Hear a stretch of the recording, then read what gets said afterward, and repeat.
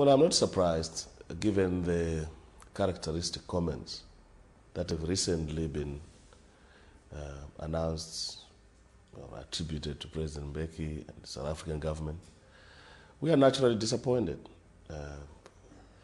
This crisis has assumed a very extraordinary proportion, and yet it would appear that there are people who don't believe that there is a crisis in Zimbabwe. So we are naturally disappointed.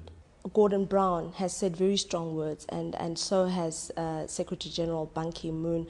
Are you hopeful, looking into what the UN says and what it does?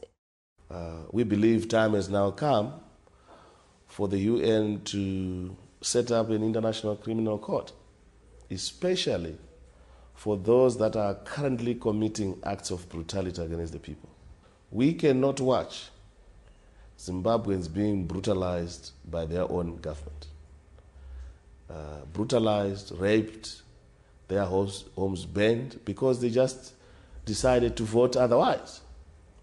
That is unacceptable, and I think that the UN must actually draw their attention to the regime in Zimbabwe, that it is not different from the Sierra Leone situation, from the Liberian situation, from the DRC situation, where the government and its activists and its defenders are at the forefront of committing gross violations of human rights.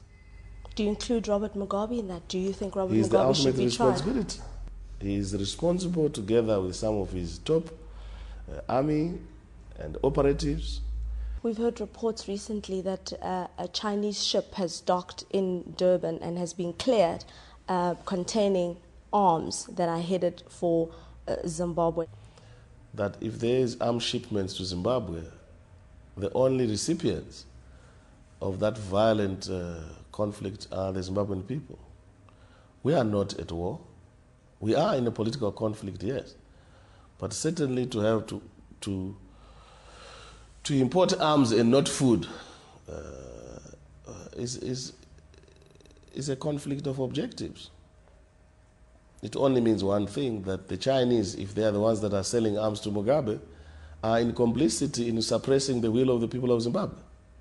Earlier in the week, you were quoted as saying you will participate in a runoff if there are international observers monitoring that election. Let's distinguish between two issues here. Has the MDC won the election or not?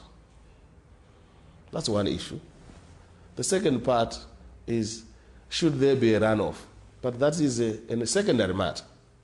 The first important issue that we must be clear is that the MDC won the election, that the world must know who won the election. So there is no basis to talk about the runoff. What can you do in a rogue state?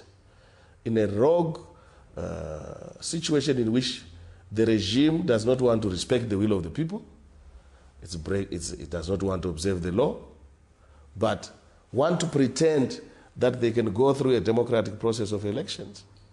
What can you do? We can only follow the law. And for the last 10 years, we've been in this struggle to create a democratic society, to create a democratic ethos.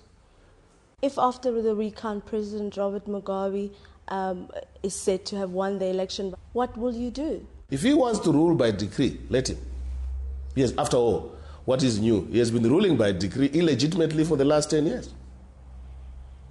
But there will be one thing that you can be very certain, that the conditions of Zimbabweans and the future of Zimbabweans will even become bleaker, and that Zimbabweans will never again have confidence in the electoral process. This is the last straw. And in 5 years' time, you'll participate in another election? No, it doesn't have to be 5 years. A struggle is not measured in 5 years of electoral periods. I said we are in a struggle. We exploit every opportunity that is there to achieve the democratic objective. So he may have rigged this one, but he has no legitimacy to continue as head of state of that country and leader of that country. The world has known the truth.